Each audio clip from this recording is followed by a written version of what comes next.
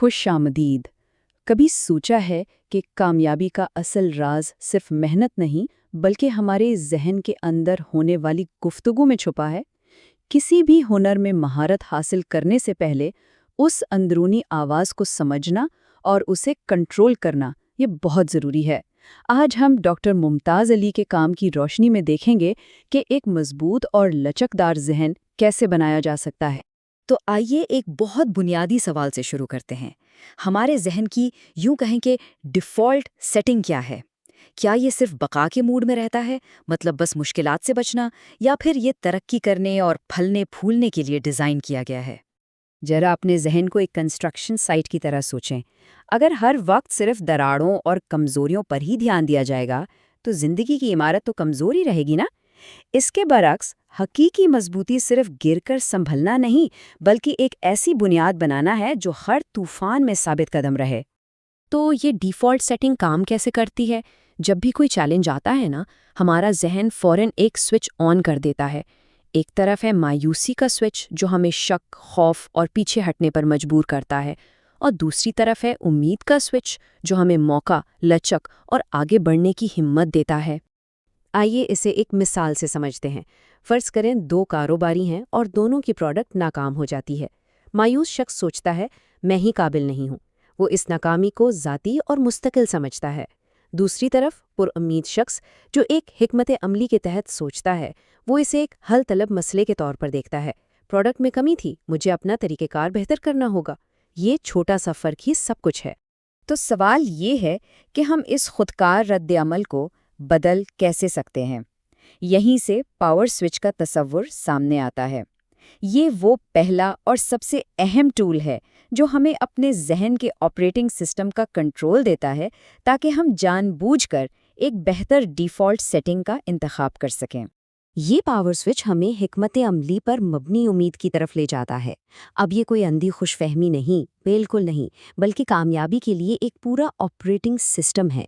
इसका मतलब हकीकत को नज़रअंदाज करना नहीं है, बल्कि हकीकत की सबसे ताकतवर और मुस्बत वजाहत का इंतखाब करना है। यही यकीन बार बार कोशिश करने की तवानाई देता है। तो आइए अब अपनी टूल किट बनाना शुरू करते हैं। हमारा पहला टूल मनफी सोच को पहचानने और उसे नाकारा बनाने के लिए है।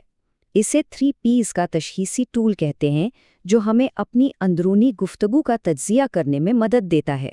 हिकमत अमली पर मबनी उम्मीद का सारा दारोमदार उस बात पर है कि वाक़यात की वजाहत कैसे की जाती है।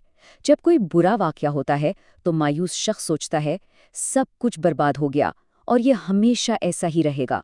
लेकिन पुरुमीद शख्स इसे एक मखसूस और आर्जी मसला समझता है, और दिलचस्प बात यह है कि कामयाबी की सूरत में ये सोच बिल्कुल उलट जाती है। तो अहम नुक्ता ये है, जब भी नाकामी का सामना हो, अपनी अंदरूनी गुफ्तगू को इन 3 P's की कसौटी पर परखें। खुद से पूछें, क्या ये मसला हर जगह है यानी परवेसिव, या सिर्फ इसी एक जगह पर है यानी स्पेसिफिक? क्या ये हमेशा रहेगा यानी परमानेंट, या ये आर्जी है यानी टेम्पररी? क्या ये मेरी ज़ाती खामी है पर्सनल, या कोई बैरूनी वजह है जिसे मैं कंट्रोल कर सकता हूँ? हमेशा मखसूस, आर्जी और काबिल कंट्रोल वजाहत का इंतखाब करें। अच्छा, अब चलते हैं अपने अगले टूल की तरफ। ये हमें सिखाता है कि इज़्तिराब से कैसे निपटा जाए और परेशानी की तवानाई को बेमकसद सोचों से निकालकर बामकसद अमल में कैसे तब्दील किया जाए। हम सब कभी ना कभी इस क्या होगा अगर के जाल में ज़रूर फंसते हैं ना।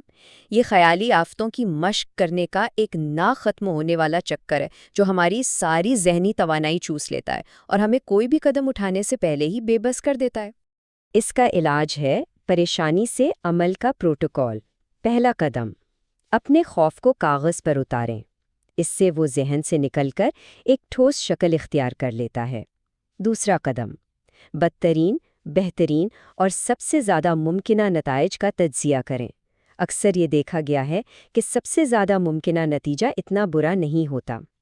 और तीसरा सबसे अहम कदम, इस तज्ज़िये की बुनियाद पर वो सबसे छोटा काबिल अमल कदम उठाएं जो फ़ौरन लिया जा सकता है।